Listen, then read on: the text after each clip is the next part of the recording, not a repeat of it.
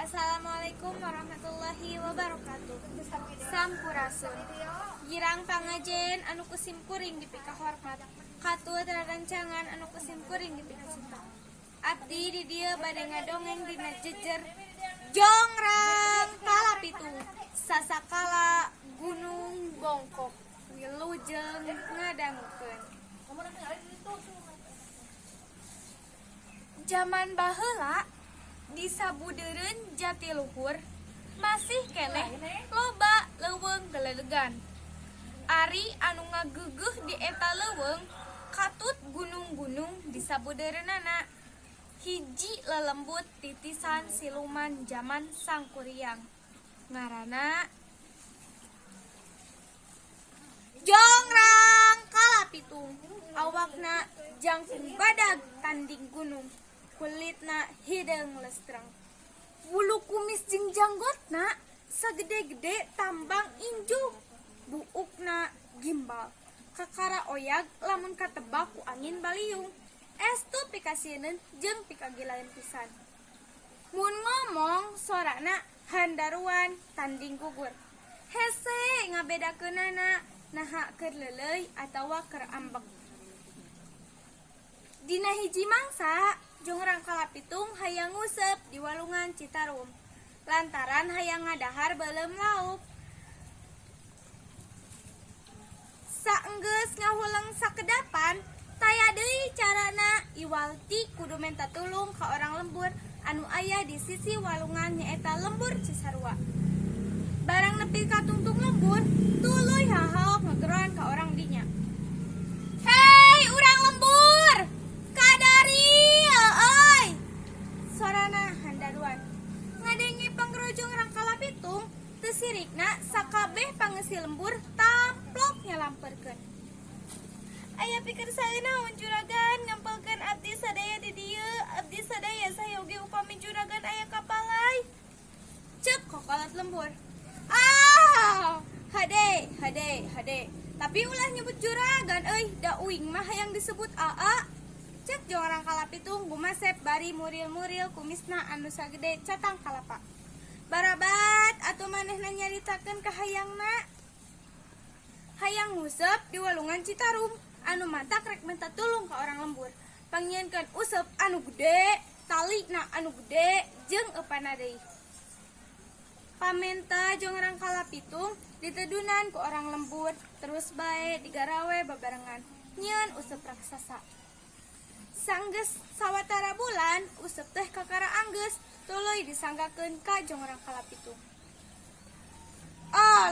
Alus pagawean teh kapake ku mah ari eupana aya. Cek jongrang kalapitung bari ngilikan useup jeung talina. Aya ieu hulu munding dicomot tuluy dilelepkeun kana useup. Lung bae dialungkeun ka walungan Citarum lebah leuwih anu pangjerona. Jongrang kalapitung nguseup bari dilalajoanan ku sakabeh pangeusi lembur. Nangtungna ngajegang suku nu sabeulah nincak kana gunung, ari nu sabeulah deui napak kana tangkal bungur anu kacida gedena.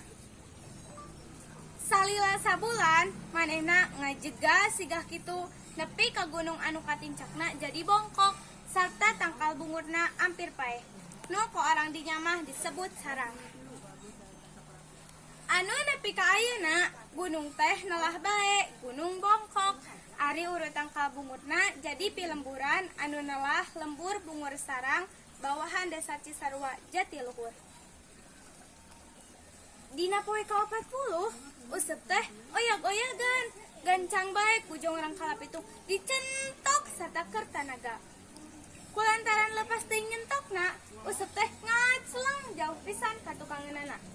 Dibetot hese ari pek ngait kana leuweung haur anu kacida legana.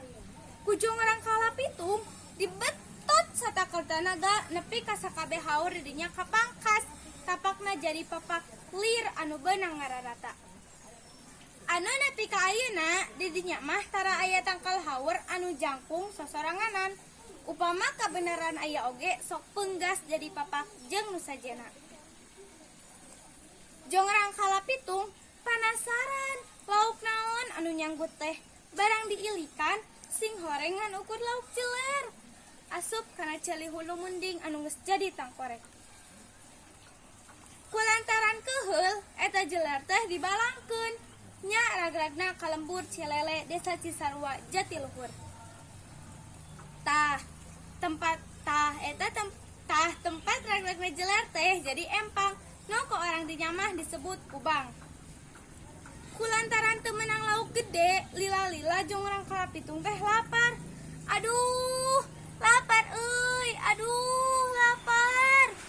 Harapna rek minta tulung ka orang lembur ngan geus eueuh saurang-urang acan kulantaran kalabur sarieuna nenjo jeung urang kalapitung ambek-ambekan.